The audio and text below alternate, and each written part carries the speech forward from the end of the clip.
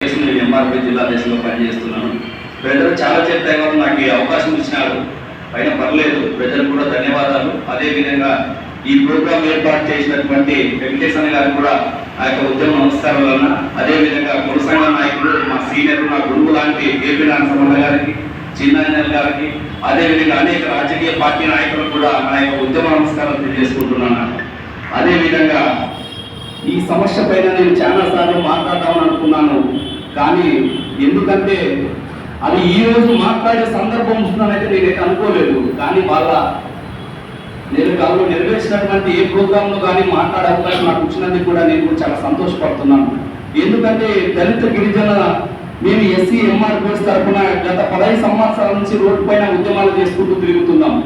అనేక రకమైనటువంటి పోరాటాలు చేసినాం. అనేక రకమైనటువంటి అధికారుల పైన, అధికార పార్టీ నాయకుల పైన కూడా మేము ఎంతో ఒత్తిడి చేసుకుంటూ ఎన్నోమైనటువంటి సమస్యలు కూడా మేము నెరవేర్చినాం. కానీ ఎందుకు ఈ సమస్యలు మాత్రము కొద్దిగా కఠినంగా ఉన్నా కానీ ఏ ఒక్క ప్రభుత్వంలో ఉన్నటువంటి పాలకులు ఎవరు కూడా సందర్శించలేదంటే చాలా ఇబ్బందిగా ఫీల్ అవుతున్నాము.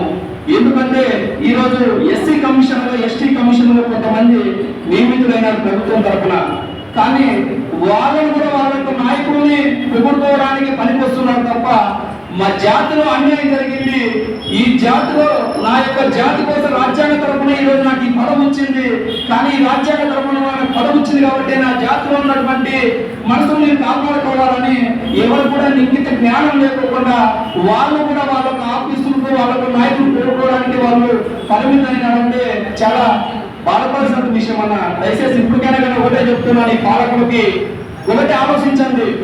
ఏడుగురాలపల్లిలో రామగిరి మండలంలో రాజ్యాంగ పాలన నడవడం లేదు, రాచరిక పాలన నడుస్తుంది.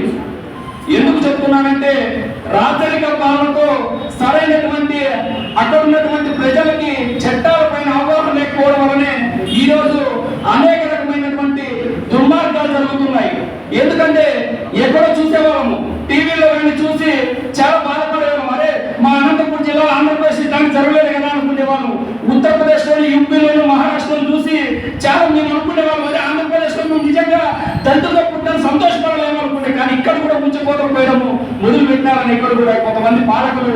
ఎందుకంటే అధికారులు రావడం కోసం మాత్రము ఇంటి దగ్గరికి వచ్చి నా 1-2 సార్లు తిరిగి ఓటు వేయించుకుంటున్నారు. కానీ ఆ ఓటు వేసినటువంటి ప్రజలు 5 ఏళ్ళుగా మనకు అధికారం ఇచ్చినారు కదా, ఆ అధికారం ఇచ్చిన ప్రజలకి మనం ఏ విధంగా మంచి చేయాలా, వాళ్ళ ప్రాణాలకి మనం రక్షణ కల్పించాలని ఏ ఒక్క నాయకుడు కూడా ఆలోచించకపోవడము, ఈ రాష్ట్రంలో సీఎం గారు చెప్పుకుంటున్నటువంటి చంద్రబాబు నాయుడు కానీ, లేకపోతే వాళ్ళ కొడుకుగా చెప్పుకున్నటువంటి విద్యాశాఖ, ఐటీ శాఖ మంత్రి నారా లోకేష్ గారు కానీ, ఈ రోజు పవన్ కళ్యాణ్ గారు కానీ, ఇంకోటి చెప్పుకుంటే చాలా బాధకర విషయం.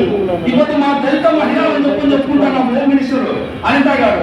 కానీ మీ యొక్క నాయకులను కూడా పొందుకోవడానికి సరిపోతున్నకపోతే, వైసీపీ జగన్మోహన్ రెడ్డి తిప్పడానికి సరిపోతున్నకపోతే, మీకు కూడా జాతి మీద ఇంతవరకు కూడా ఇంత కనికరం కూడా లేకపోతే పోయిందంటే మీరు ఎందుకు టీచర్ గా చదువుకున్నారు, మీరు ఎందుకు రాజ్యాంగబద్ధంగా నాకు ఇప్పుడు పదవి వచ్చిందని మీటింగ్ ఎందుకు చెప్పుకుంటున్నారు తల్లి? ఎందుకంటే మాకు సిగ్గుచేటుగా ఉన్నామయ్యా, ఈ కులంలో మీలాంటి వాళ్ళు పుట్టినారంటే సిగ్గుగా కల్పించుకోవాల్సిన పరిస్థితి వచ్చింది. ఈరోజు ఒక గ్రామంలోకి వచ్చి 7 రూపాయలు సందర్శించడానికి టైం లేదా, అనంతపురం తండ్రిమాయ కుటుంబానికి పరామర్శించి వాళ్ళకి ఎగ్జిక్యూటివ్ ఏదైనా కానీ నష్టపరిహారం ప్రకటించడానికి కూడా నీకు చేత కాలేదంటే ఈరోజు ఎంత దుర్మార్గమైన స్థితిలోకి ఈరోజు ఈ రాష్ట్రం వెళ్ళిపోతుందంటే, ఈ పాలకులు పాటిస్తున్నారంటే ఈరోజు చెప్పుకోవడానికి కూడా చాలా సిగ్గుచేటుగా ఉన్నానా.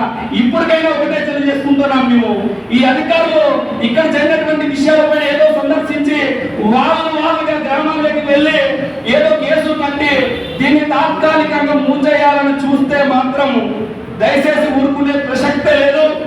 మాకి పోరాడే శక్తి, స్ఫూర్తి, ఉద్యమ స్ఫూర్తి అన్ని కూడా అంబేద్కర్ గారి రాజ్యాంగంలో మాకు ఇచ్చినాడు. మాకు ఆయనకు స్ఫూర్తి వల్లనే మేము ఈరోజు ఈ స్థాయిలో ఎదిగినాము. కానీ మేము కూడా పోరాడతాం, రోడ్లు ఎక్కుతాము. మాకు జరిగినటువంటి నష్టాన్ని ఈ ప్రభుత్వం ప్రజలే నెరవేర్చేంత వరకు కూడా మా పోరాటాలని ఆపుకోకుండా అయితే ఉంటాము. తన్మయ కుటుంబానికి మేము ఆర్థికంగా సాయం చేయలేకపోయినచ్చు, కానీ మా యొక్క ఉద్యమ పోరాటం అయితే వాళ్ళ కుటుంబానికి న్యాయం చేసేంత వరకు అయితే మేము పోరాడతాము. అదే వేడుకురాపుల్లో ఉన్నటువంటి ఆ అమ్మాయి 7వ క్లాస్ చదువుతున్నటువంటి అమ్మాయిని, వాస్తవం చెప్పాలంటే అమ్మాయికి ఏమీ తెలియనటువంటి అపుస్తకం తెలియనటువంటి అమ్మాయి, ఆ అమ్మాయిని పూర్ణంగా ఈరోజు 14 మంది చెప్పుకోవడానికి సిద్ధంగా ఉన్నారా. అనంతపురం జిల్లాకి ఎన్ని కిలోమీటర్ దూరం ఉన్నారా రామగిరి? నమ్మింది. ఈ రోజు మహిళ అని చెప్పుకుంటుంది. ఎంతసేపు ప్రకాశ్ రెడ్డి విమర్శించడానికి మా సుద్దమ్మకి టైం ఉంది, కానీ పాపం ఏడుకురాల పల్లెకి పోయాము. మా మహాతల్లిని పాపం పరామర్శించడానికి మాత్రం టైం లేకపోయింది. ఏం చేస్తావు మరి? మా జాతిలో పుట్టి ఆ నియోజకవర్గంలో నీకు ఓటు వేసినందుకు ఈ రోజు మేము సిగ్గుగా తలదించుకోవచ్చు అయితే ఖచ్చితంగా ఉందని అయితే చెప్పుకుంటున్నాను తల్లి ఈ విషయాన్ని అయితే. ఎందుకంటే ఈ రోజు నేను కూడా అదే నియోజకవర్గంలోనే ఉన్నాను. నేను దళిత నాయకుడు అని చెప్పుకుంటున్నాను, కానీ నా కుటుంబ సభ్యులకి రక్షణ లేకపోతుందేమో అని చెప్పి నాకు కూడా భయం ఉంది. నేను కూడా దళిత కుటుంబంలో పుట్టిన వాళ్ళే కదా, కాబట్టి నాకు కూడా కొద్ది బాధ ఉంది. దయచేసి ఇవన్నీ అన్నింటిపైన కూడా మా పెద్దలు ఒకటే చెప్పారు, ఏ కార్యాచరణ తీసుకుంటే బాగుంటుంది ఆ విషయాన్ని కూడా మీరు ముందే చెప్పండి అని కూడా చెప్పారు. కాబట్టి అలా నాకున్నటువంటి పరిజ్ఞానం ప్రకారంగా, నేను ఉద్యమాలు చేసినటువంటి పరిజ్ఞానం ప్రకారంగా చెప్తున్నాను, రాజ్యాంగమా నువ్వే కాపాడు, మాకు పాలించే పాలకులు మమ్మల్ని కాపాడడం లేదు. ఈ రాష్ట్రంలో వేరే రాజ్యాంగ పాలన నడుస్తుంది, అంబేద్కర్ రాజ్యాంగ పాలన నడవాలంటే రాజ్యాంగమా నువ్వే కాపాడని చెప్పి అంబేద్కర్ విగ్రహాలకి వినతి పత్రాలు ఇద్దాము.